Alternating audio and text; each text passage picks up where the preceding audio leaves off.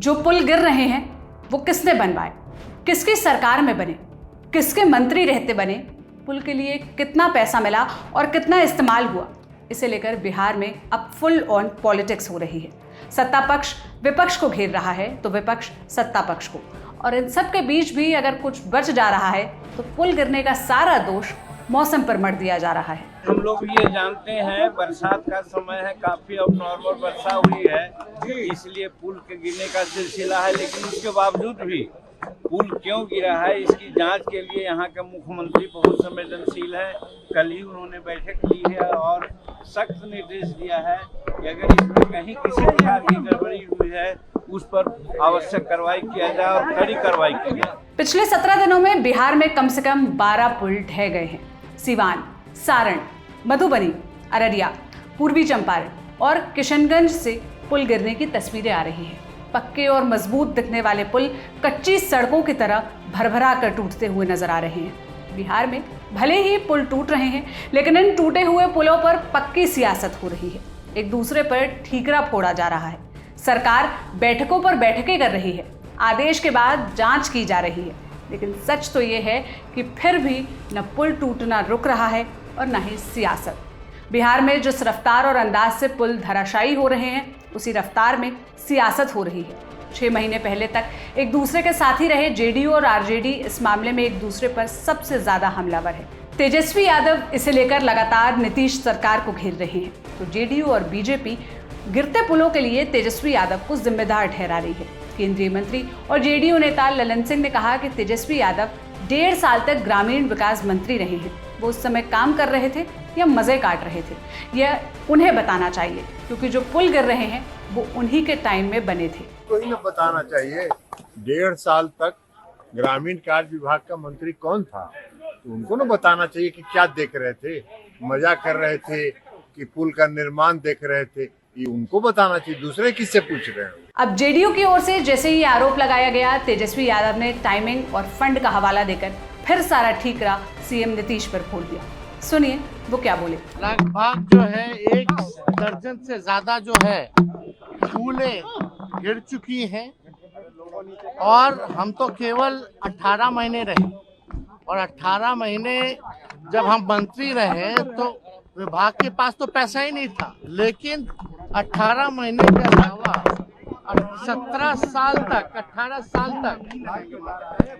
Janata Dal United के पास ग्रामीण कार्य विभाग रहा, और ये सारे पुलें वही है जो गिर रही है, जो कि जनता दल यूनाइटेड के टाइम का है। गिरते पुल और उनके निर्माण के दौरान की टाइमिंग को लेकर तेजस्वी यादव जैसे ही जेडीयू की ओर आरोप लगाने लगे, तो बीजेपी अपने सहयोगियों के लिए फ्रंट फुट पर आकर हमलावर हो गई। अपनी गठबंधन सरकार का समर्थन करते हुए गिरिराज सिंह ने तेजस्वी पर आरोप लगाया कि उन्हें तो शुरू से ही भ्रष्टाचार करने में आनंद आता है।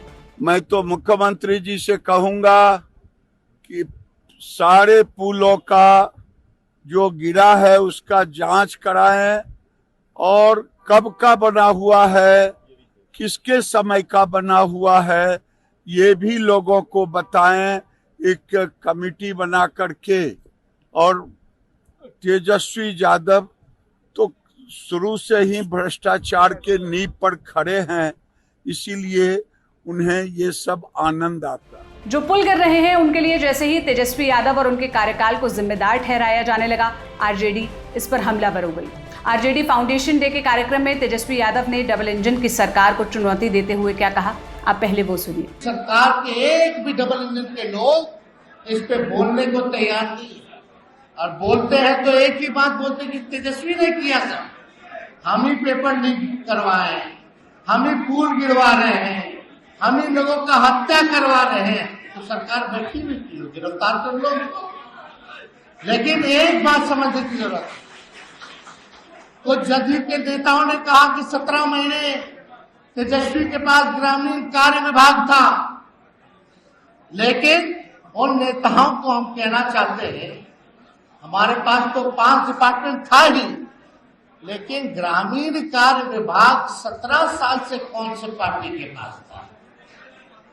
18 साल में 17 साल ग्रामीण कार्य मंत्रालय जनता दल यूनाइटेड के पास था, और हम चैलेंज करते हैं मुख्यमंत्री जी को या भाजपा के नेताओं को कि जरा स्वीकृति, जो पुल गिरा है उसकी स्वीकृति कब हुई है, उसका टेंडर कब हुआ है, उसका शिलान्यास कब हुआ है, उसका उद्घाटन कब हुआ है, वो तिथि जारी करते, दूध का दूध और पानी का पानी हो जाएगा।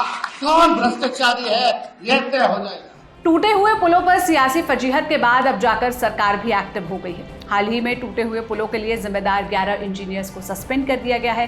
सीएम अब गिरते पुलों को लेकर जिम्मेदार अफसरों के साथ मीटिंग पर मीटिंग कर रहे हैं, जांच के आदेश दिए जा रहे हैं। इन सब के बीच करोड़ों की लागत से बनने वाले ये पुल जिस हिसाब से गिर रहे हैं, उसे लेकर मामला अब सुप्रीम कोर्ट तक पहुंच गया है।